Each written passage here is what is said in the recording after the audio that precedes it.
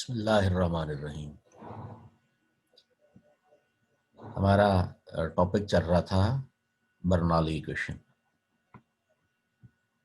जो मज़ीद Bernoulli equation के स्पेशल केसेस हैं वो हम देखना चाहेंगे। ये दरअसल पिछले लेक्चर का तसलसल है बर्नौली इक्वेशन के केसेस। बर्नौली इक्वेशन जो हमने डेवलप की थी वो ये थी 1/2v² plus omega plus integral dp over rho equal c, where the c is a Bernoulli constant. ये हमारे पास स्क्रीन पे आपको नजर आ रहा है। ये हमारे पास क्या है? बर्नौली इक्वेशन का एक्सप्रेशन है। अच्छा, फॉर इनकम्प्रेसिबल फ्लो। अच्छा, इनकम्प्रेसिबल फ्लो क्या होता है? ये हमारा पहला क्वेश्चन। पहला क्वेश्चन ये है, what is the statement of Bernoulli equation. दूसरा क्वेश्चन जो कमेंट सेक्शन में लिखना वो है, व्हाट इज इनकम्प्रेसिबल फ्लो। अच्छा, इनकम्प्रेसिबल फ्लो है तो जो हमारे पास रॉ है वो एक कांस्टेंट का रोल प्ले करेगी। आप स्क्रीन पे देख रहे हैं, जब कांस्टेंट को हम इंटीग्रेशन के से बाहर ले जाएं तो ये डेरिवेटिव और इंटीग्रल ये आपस में कैंसल हो जाएंगे। तो फिर हमारे पास नया एक्सप्रेशन बन जाएगा 1/2v² plus omega plus p over rho equal c, where p is for pressure, rho for constant. 1/2v² plus omega plus p over rho equal c along a streamline. It is again emphasized that the Bernoulli equation is restricted to steady, inviscid, incompressible flow along a streamline. अब तक जो हम Bernoulli equation पढ़ रहे हैं वो steady, inviscid और incompressible के लिए पढ़ रहे हैं। तो दो हमारे क्वेश्चन बन गए हैं कि एक बर्नौली इक्वेशन की स्टेटमेंट क्या है और दूसरा इनकम्प्रेसिबल फ्लो क्या है। ये हमने पहला केस देखा है। चूंकि अलॉन्ग स्ट्रीम लाइन हम अपना एक्सप्रेशन शो करते हैं तो एक स्ट्रीम लाइन पर अगर आप एक पॉइंट पर पॉइंट 1 पर कोई करार दे लें, पॉइंट 1 उस पर एक्सप्रेशन की वैल्यू अगर ये हो 1/2v² plus omega 1 plus p1 over raw, और एक और आपके पास उसी स्ट्रीम लाइन पर एक और अलग एक डिस्टिंक्ट अनदर पॉइंट p2 हो तो उस पर बर्नौली इक्वेशन क्या होगी जी? Along the stream line 1/2v² plus omega 2 plus p2 over rho. ये सेकंड केस हम ये देख रहे हैं कि एक on the same stream line दो अलग अलग पॉइंट्स पर बर्नौली इक्वेशन एक जैसी होगी, इक्वल आएगा। ठीक है जी, ये मल्टीपल चॉइस में पूछा भी जा सकता है। अब जरा इसका केस 3 मुलाजा कीजिए। In the absence of body force, कहता है बॉडी फोर्स ही नहीं है। तो जब बॉडी फोर्स नहीं है तो फिर फोर्स पोटेंशियल भी नहीं है, ये बात समझ लें। बॉडी फोर्स नहीं है तो ये जो फोर्स पोटेंशियल खत्म हो जाएगा। तो हमारी जो बर्नौली इक्वेशन है वो मजीद रिड्यूस हो जाएगी।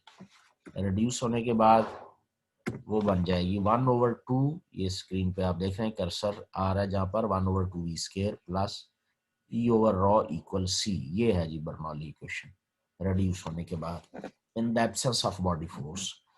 और अगर आप on the same stream line दो अलग अलग जगहों पर देखना चाहें तो फिर ये 1/2v1² plus p1 over rho equal 1/2v2² plus p2 over rho, ये हमारे पास आ जाएगी। इसका फोर्थ केस मुलाहजा करें।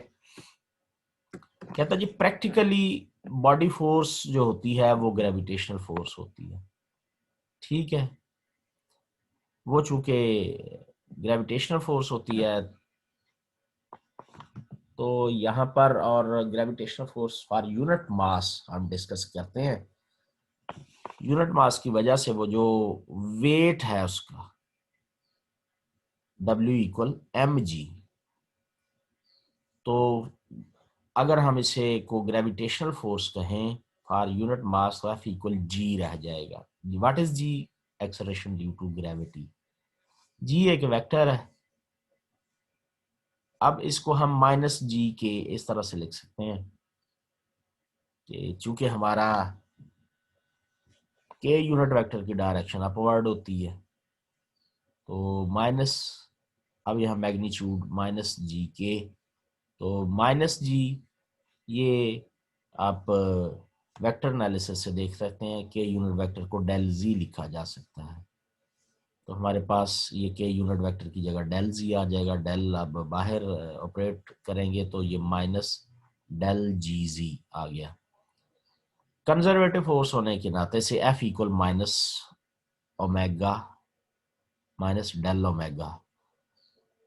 तो अब यहाँ दोनों एक्सप्रेशंस को कंपैरिजन करें, ये F equal minus del g g और दूसरा F equal minus del omega. तो हमारे पास ओमेगा किसके बराबर आ जाएगा, जी जी के।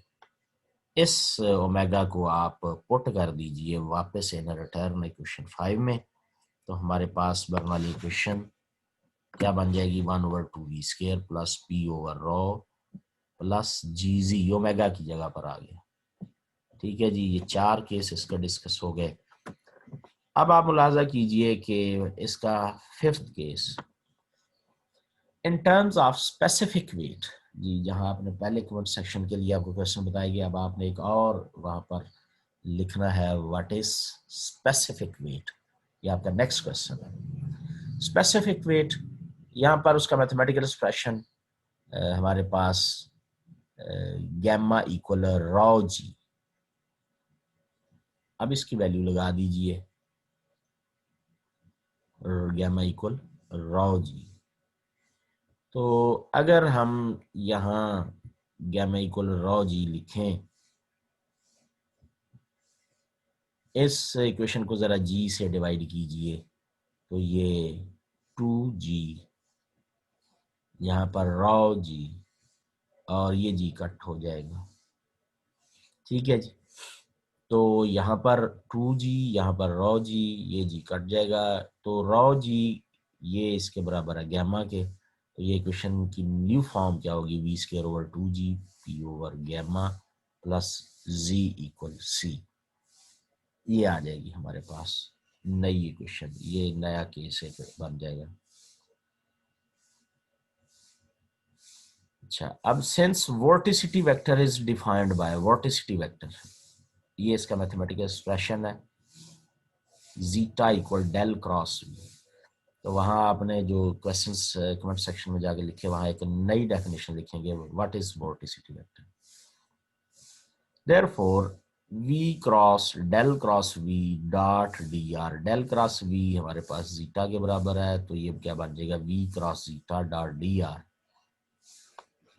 अब हमने पहले भी ये आर्गुमेंट इक्वेशन को डेवलप करते हुए इस्तेमाल किया है कि del cross zeta is perpendicular to zeta, del cross zeta is equal perpendicular to zeta. Zeta और डी आर पैरेलल हैं, तो डेल वी क्रॉस जीटा वो डी आर पर भी परपेंडिकुलर हो जाएगा, इसलिए ये जो हमारे पास एक्सप्रेशन है ये 0 हो जाएगा। तो बर्नौली इक्वेशन जो हमने पिछले लेक्चर में डेवलप की थी, उसके जो स्टेटमेंट है, उसका जो एक्सप्रेशन है, in special cases also hold along a vortex line. हमने बर्नौली इक्वेशन को ये कहा था कि वो स्ट्रीम लाइन पर डेवलप करती है, तो अब हमने ये रिजल्ट निकाला कि वो ही हमारे पास वोर्टेक्स लाइन पर भी होल्ड करती है।